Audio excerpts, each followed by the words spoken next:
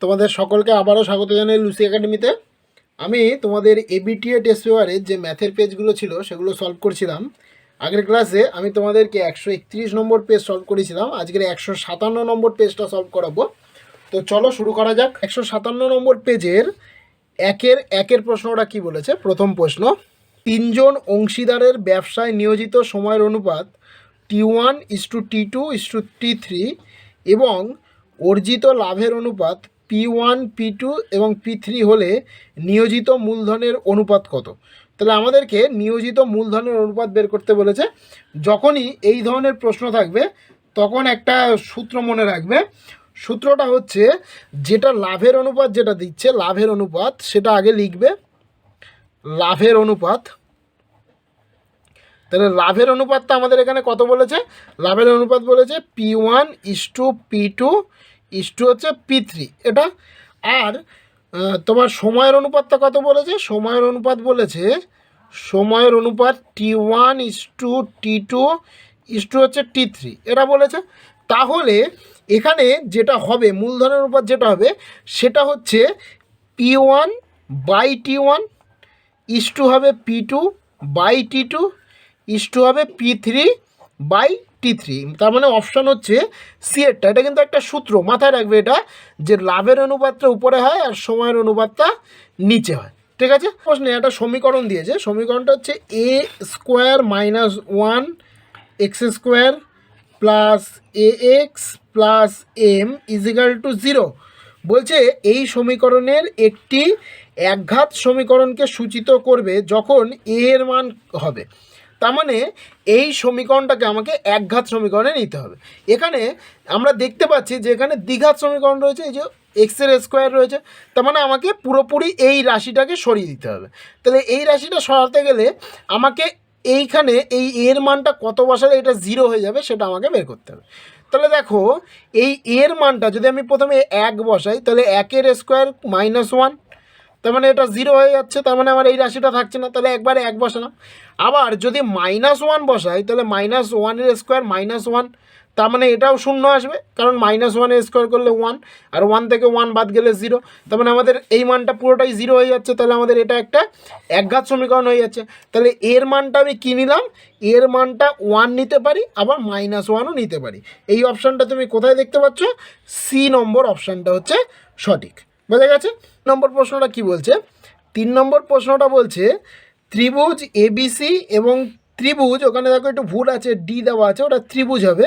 তাহলে ত্রিভুজ PQR এর বলছে কি AB/QR সমান BC/PR সমান হচ্ছে CA/ PQ হলে নিচের কোনটি সঠিক সেটা আমাকে বের করতে বলেছে। দেখো, প্রথমে এরটা দিয়েছে, কোন A সমান কোন Q, কোন A সমান কোন P, কোন B সমান কোন P, আর কোন B সমান হচ্ছে কোন Q। তাহলে আমাদের এখানে দুটো ত্রিভুজ প্রথমে এঁকে নিই। তাহলে ABC ত্রিভুজ বলেছে, তাহলে আমি এঁকে নিচ্ছি। তাহলে এই আমি একটা আঁকলাম ABC, এই ত্রিভুজটার নামকরণটা করা গেল। কিন্তু যখন এখানে আরেকটা ত্রিভুজ আঁকবো, এটার নামকরণ করতে গেলে আমাদের একটু সমস্যা হবে। কীরকম সমস্যা হবে? দেখো, ABর সাথে QR এর অনুপাত আছে, তার মানে এই ABর সাথে এখানে আমার QR নিতে হবে, BCর সাথে PR, তাহলে এটা আমাকে PR নিতে হবে। আবার সি এর সাথে PQ বলেছে, তার মানে এটা আমাকে PQ নিতে হবে। তাহলে দেখো, আমি এইভাবে নামকরণটা করছি PQR। তাহলে দেখো, ABর সাথে QR আসছে, BCর সাথে PR আসছে, আর সি এর সাথে PQ আসছে। তাহলে আমাদেরকে জানতে চেয়েছে কোনটা সঠিক। তাহলে এখানে আমরা দেখতে পাচ্ছি যে প্রথমে এ নম্বর যে অপশানটা আছে, কোন A সমান কোন Q, সেটা হচ্ছে আমাদের সঠিক। দেখে নিই একটু, এ দেখো, এটা হচ্ছে কোন A, আবার এটা হচ্ছে আমাদের কোন Q। তাহলে এই দুটো ঠিক আছে আমাদের এই অনুপাতের বেসে, এই যে অনুপাতটা দিয়েছে তার বেসে। তাহলে আমাদের অপশান কোনটা হচ্ছে? অপশান হচ্ছে এরটা। বোঝা গেছে? নম্বর প্রশ্নটা কি বলছে? 4 নম্বর প্রশ্নটা বলছে sec θ সমান x/y। তাহলে কি বলেছে? sec θ সমান x/y, এটা হলে নিচের কোনটি ঠিক? তাহলে sec θ মানে কি? অতিভুজ ভাই হচ্ছে ভূমি। তাহলে অতিভুজ বাই ভূমি, এটা সমান কত? x/y। তাহলে আমরা কি জানি? সবসময় অতিভুজটা বড় হয়, তাহলে আমাদের x বড় হবে কার থেকে, ওয়াই এর থেকে। তাহলে এটা কোথায় রয়েছে দেখো, এটা আমাদের অপশান এতে রয়েছে, এক্স হচ্ছে আমাদের ওয়াই এর থেকে বড়। বোঝা গেছে? দেখো 5 নম্বর প্রশ্নটা বলছে একটি লম্ববৃত্তাকার শঙ্কুর উচ্চতা ও ভূমির ব্যাসার্ধ 100% করে বাড়ানো হলে তার আয়তন হবে পূর্বের আয়তনের কত গুণ। তাহলে আমাদেরকে শঙ্কুর, লম্ববৃত্তাকার শঙ্কুর উচ্চতা এবং ভূমির ব্যাসার্ধটাকে বাড়াবো। তাহলে 100% বাড়ানো মানে হচ্ছে দ্বিগুণ করে দেওয়া। তাহলে এইচটাকে আমি 2h করে দেবো, আর আরটাকেও আমি 2r করে দেবো এটা। তাহলে শঙ্কুর আয়তনের সূত্র কি, 1/3 পাই আর স্কোয়ার এইচ এটা। তাহলে সমান সমান 1/3 পাই আর স্কোয়ার, আর এর মান কত হলো, 2r হলো। তাহলে 2 এর স্কোয়ার করলে 4r স্কোয়ার, এইচের মান হচ্ছে 2h, তাহলে 2h, তাহলে 4 দুগুণে 8, আর পাশে গুণ দিয়ে আমি লিখতে পারি 1/3 পাই আর স্কোয়ার এইচ। তাহলে আমাদের কত গুণ বাড়ছে দেখো এইটা, তাহলে 8 গুণ বাড়লো। তাহলে আমাদের অপশান কোনটা হবে, অপশান হবে বি এরটা 8 গুণ বাড়বে। বোঝা? দেখো 6 নম্বর প্রশ্নটা কি আছে, 6 নম্বর প্রশ্নটা কিছু সংখ্যা দেওয়া আছে, 2 3 5 6 2 4 2 8 9 4 5 4 7 4 4 4। বলছে এই তথ্যগুলির সংখ্যা গুণমান কত হবে সেটা আমাদেরকে লিখতে বলেছে। তাহলে তোমরা যদি এই যে সংখ্যাগুলো দেওয়া আছে এই সংখ্যাগুলোকে যদি ঊর্ধ্বক্রমে সাজাও তবে দেখবে 4 সব থেকে বেশি বার আছে। তাহলে এখানে সংখ্যাগুলো মান হবে আমাদের 4। অপশান হচ্ছে কোনটা, অপশান হচ্ছে সি এরটা। বোঝা গেছে? 2 দাগের প্রশ্নগুলো দেখো কি বলছে, শূন্যস্থান পূরণ করো যে কোনো 5টি। প্রথম প্রশ্নটা কি আছে দেখো, প্রথম প্রশ্নটা বলছে বার্ষিক চক্রবৃদ্ধি সুদের হার r% এবং প্রথম বছরের মূলধন পি টাকা হলে দ্বিতীয় বছরের মূলধন কত হবে সেটা আমাদেরকে বের করতে বলেছে। তাহলে প্রথম বছর, এখানে যেহেতু চক্রবৃদ্ধি সুদ বলেছে তার মানে আমাদের প্রথম বছরে যে সুদটা হবে সেই সুদটা পরের বছরে গিয়ে যে মূলধন তার সাথে যোগ হয়ে যাবে। তাহলে আমাদের মূলধনটা কী হবে পরের বছরে গিয়ে পি ইন্টু 1+r/100, এটা হবে শূন্যস্থানে। তাহলে এটাকে তোমরা কিন্তু লিখে লিখে একটু করতে পারো যে সুদের হার r%, মূলধন পি, কিন্তু এটা শর্ট প্রশ্ন তাই আমি আর লিখলাম না, একেবারে আমি অ্যান্সারটা লিখলাম। 2 নম্বর প্রশ্নটা কি আছে দেখো, বলছে 48 এর দুটি উৎপাদক এ এবং বি যদি হয় তাহলে এ সমানুপাতি কি হবে সেটা আমাদেরকে বের করতে বলেছে। তাহলে 48কে ভাঙলে বলেছে দুটো উৎপাদক পাবো, একটা হচ্ছে এ ও একটা হচ্ছে বি। তাহলে এদের দুজনের মধ্যে সম্পর্কটা কিভাবে হবে, সম্পর্কটা হবে এ সমানুপাতিক 1/b। কেন, ধরো এ যদি 6 ধরো তুমি আর বি যদি ধরো 8, ঠিক আছে, তাহলে এটা তখনই সম্ভব হবে এইভাবে তৈরি করতে গেলে 6 সমানুপাতিক হচ্ছে 1/8। তবেই এখান থেকে এই সমানুপাতিক তুললে একটা অশূন্য ভেদ ধ্রুবক আসবে, সমান সমান দিয়ে k1 হবে। তাহলে এই 8 এই 6-এর সাথে গুণ হবে কোনাগুনি, তাহলে গুণ হলে 6 8 48 হবে, তবেই কিন্তু এটা সম্ভব। তাহলে শূন্যস্থানে আমাদের কী বসবে, 1/b। বোঝা গেল?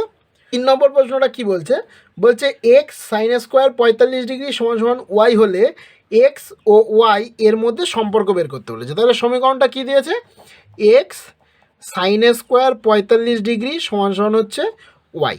তাহলে এক্স সাইন স্কোয়ার 45, সাইন 45-এর মান 1/√2, তাহলে তার স্কোয়ার সমান সমান হচ্ছে ওয়াই। তাহলে এখান থেকে কী হচ্ছে আমাদের, বা x/√2 এর স্কোয়ার করলে 2 = ওয়াই, তাহলে বা এক্স সমান সমান হচ্ছে 2y। তাহলে এইটাই হচ্ছে কি এদের মধ্যে সম্পর্ক। তাহলে আমাদের শূন্যস্থানে কি বসবে, এক্স সমান সমান হচ্ছে 2y। বোঝা গেছে? বলছে ঘনকের মোট কর্ণ সংখ্যা এবং প্রান্তিকী সংখ্যার সমষ্টি কত হবে। তাহলে ঘনকের একটা ঘনক তার মোট কর্ণের সংখ্যা হচ্ছে, ঘনকের কর্ণ হচ্ছে 4টি আর প্রান্তিকী হচ্ছে 12টি, প্রান্তিকের সংখ্যা হচ্ছে 12টি। তাহলে এদের দুজনের যোগফল কত হচ্ছে 16টি। তাহলে শূন্যস্থানে কী বসবে, 16 বসবে। বলছে সামেশান fi(xi) বাই হচ্ছে সামেশান অফ fi, এই সূত্রে সাহায্যে যৌগিক গড় নির্ণয়ের পদ্ধতিকে বলা হয় প্রত্যক্ষ পদ্ধতি। তোরা তোমাদের যে রাশিবিজ্ঞান যে চ্যাপ্টারটা আছে সেখানে গড় নির্ণয়ের যে পদ্ধতি 3খানা, প্রথম পদ্ধতি হচ্ছে প্রত্যক্ষ, 2 নম্বর পদ্ধতি হচ্ছে কল্পিত, আর 3 নম্বর পদ্ধতি হচ্ছে ক্রম বিচ্যুতি, এরকম পদ্ধতি রয়েছে। তাহলে এই যে সূত্রটা, এই সূত্রটা প্রথমটায় রয়েছে প্রত্যক্ষ পদ্ধতিতে। 6 নম্বর প্রশ্নটা কি আছে দেখো, 6 নম্বর প্রশ্নটা বলছে 3টি ক্রমিক সমানুপাতি ধনাত্মক সংখ্যার গুণফল 64 হলে তাদের মধ্য সমানুপাতি কত আছে। তাহলে 3টি ক্রমিক সমানুপাতি বলেছে আর তাদের গুণফলটা বলে দিয়েছে কত, 64। তাহলে মধ্য সমানুপাতি কীভাবে ভাগ করতে হয় দেখো, তাহলে এটাকে এই যে 64 দিয়েছে এই 64-র জাস্ট ঘনমূল করে দিতে হবে। তাহলে ঘনমূল করলে কত বেরোবে বলো, ঘনমূল করলে বেরোবে 4। ঠিক আছে, তাহলে তোমাদের মধ্য সমানুপাতি হবে কত, মধ্য সমানুপাতি হবে 4। 3 নম্বরের প্রশ্নগুলো দেখো কি বলেছে, সত্য ও মিথ্যা লেখো যে কোনো 5টি। প্রশ্নটা কি বলেছে, 3-এর 1-এর প্রশ্নটা বলছে বার্ষিক 5% সরল সুদের হারে 10 বছরের কোনো আসল ও তার সুদ আসলের অনুপাত 2:3 হবে। এটা আমাদেরকে সত্য হবে না মিথ্যা হবে সেটা দেখতে হবে। তাহলে এখানে যে সরল সুদের হার বলছে সেটা হচ্ছে 5%। তাহলে এটাকে আমি লিখে নিই আগে। তাহলে সুদের হার হচ্ছে 5%।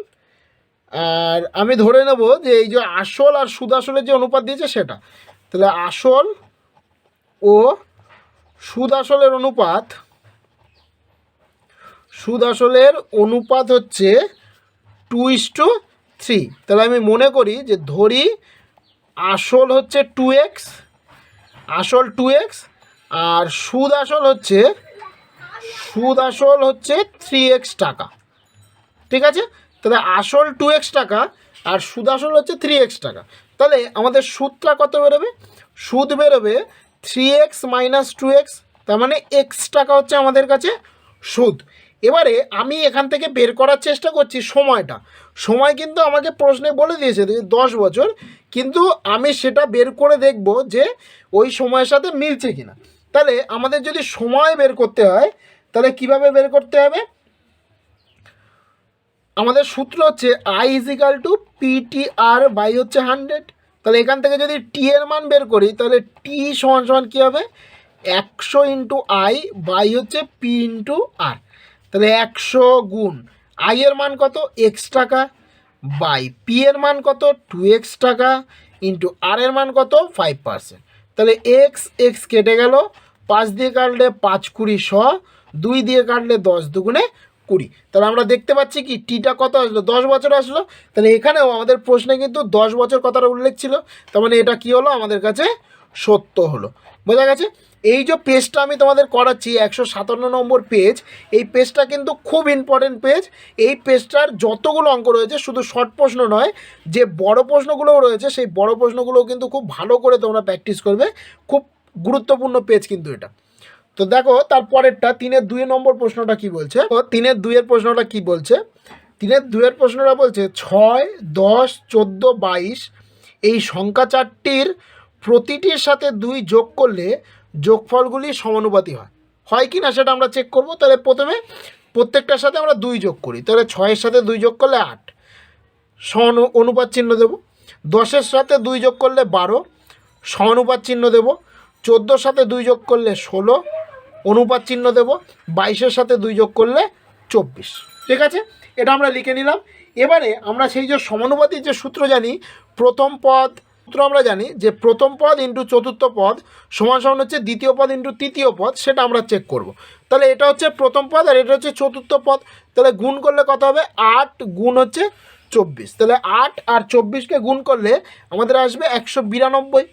আবার এই 12 আর 16কে গুণ করে দেখি, তাহলে 12 আর 16কেও যদি গুণ করি তবেও কিন্তু আসবে আমাদের 192। তাহলে আমাদের এখানে যেটা বলা হয়েছিল যে ওই সংখ্যা চারটের সাথে 2 যোগ করলে সেই যোগফলগুলো একটা সমানুপাতি হবে, তাহলে আমরা দেখতে পাচ্ছি কি এই দুজনেই সমান, তার মানে এই যে সমানুপাতিটা কিন্তু আমাদের ঠিক হলো। তাহলে এটা আমাদের কি হবে, সত্য হবে। বোঝা গেল। দেখো 3 নম্বর প্রশ্নটা কি বলছে, দুটি বিন্দুর সংযোজক সরলরেখাংশ তার একই পার্শ্বে অপর দুটি বিন্দুতে অসমান কোণ উৎপন্ন করলে ওই 4টি বিন্দু সমবৃত্তস্থ হবে না। এটা মিথ্যে হবে। ঠিক আছে, সমবৃত্তস্থ হবে না। যদি সমান কোণ উৎপন্ন করতো তবেই হতো। তাহলে 3 নম্বরটা হবে কিন্তু আমাদের মিথ্যা। 4 নম্বর প্রশ্নটা কি বলছে দেখো, 4 নম্বর প্রশ্নটা বলছে একটি নিরেট অর্ধগোলকের বক্রতলের ক্ষেত্রফল এবং সমগ্রতলের ক্ষেত্রফল সমান। তাহলে একটা নিরেট অর্ধগোলকের বক্রতলের ক্ষেত্রফলের সূত্র কি? বক্রতলের ক্ষেত্রফল হচ্ছে 2πr², আর সমগ্রতলের ক্ষেত্রফল হচ্ছে 3πr²। তাহলে এই দুটো কি সমান নয়? তাহলে এটা কি আমাদের কাছে মিথ্যা। বোঝা গেল? 5 নম্বর প্রশ্নটা কি আছে দেখো। 5 নম্বর প্রশ্নটা বলছে alpha plus beta equal to 90 degree হলে, sine square alpha plus sine square beta সমান সমান cos square alpha plus cos square beta হবে। এটা আমরা একটু চেক করে দেখব। তাহলে প্রথমে এইটাকে যদি আমি চেক করি তাহলে কি হচ্ছে দেখো, এই আলফাটাকে আমি চেঞ্জ করতে পারি, বা সাইন স্কোয়ার আলফা রাখছি, প্লাস এটাকে আমি sine square 90 degree minus alpha করতে পারি। বিটার বদলে আমি লিখতেই পারি যে আলফা ইজিক্যাল টু হচ্ছে এইটা সমান 90 ডিগ্রি মাইনাস আলফা, এটা লিখতে পারি। তাহলে সাইন স্কোয়ার আলফা প্লাস হচ্ছে কস স্কোয়ার আলফা, ঠিক আছে। সাইন 90 ডিগ্রি মাইনাস থিটা মানে কস থিটা, তাহলে এটা মানে হচ্ছে 1। তাহলে আমরা 1 পেলাম। এবার এই পয়েন্টটা একটু চেক করি। তাহলে কস স্কোয়ার আলফা থাক, এটাকে আমি চেঞ্জ করছি cos square 90 degree minus alpha, তাহলে সমান সমান কস স্কোয়ার আলফা প্লাস এটা মানে হচ্ছে সাইন স্কোয়ার আলফা। তাহলে মানটা কত আসলো? 1 আসলো। তাহলে আমরা কি দেখছি? এটা 1, এটা 1, তাহলে এটা কি সত্য হবে। তাহলে আমাদের 5 নম্বর প্রশ্নটা কি আসলো? সত্য আসলো। বোঝা গেছে? তো 6 নম্বর প্রশ্নটা বলছে কোনো তথ্যের সংখ্যাগুরু মান 1-এর অধিক হতে পারে না। এটা মিথ্যা, কারণ 1-এর অধিক হতে পারে, ঠিক আছে। সংখ্যাগুরু মান 1-এর অধিক হতে পারে, আর সেটাকে বলা হয় কি? বহু ভূইষ্ঠক, ঠিক আছে, এটা বলা হয়। আজকের আমি তোমাদেরকে দেখালাম তোমাদের যে 157 নম্বর পেজের যে 1 নম্বরের প্রশ্নগুলো আছে, তার মানে 1-এর দাগ, 2-এর দাগ এবং 3-এর দাগ, আজকে আমি সেগুলো করালাম। নেক্সট ক্লাসে আমি তোমাদেরকে এর যে 2 নম্বরের যে প্রশ্নগুলো, তার মানে 4-এর দাগের যে প্রশ্নগুলো আছে সেগুলো সলভ করাবো। তো আজকে এই পর্যন্ত, দেখা হচ্ছে আবার পরের ক্লাসে।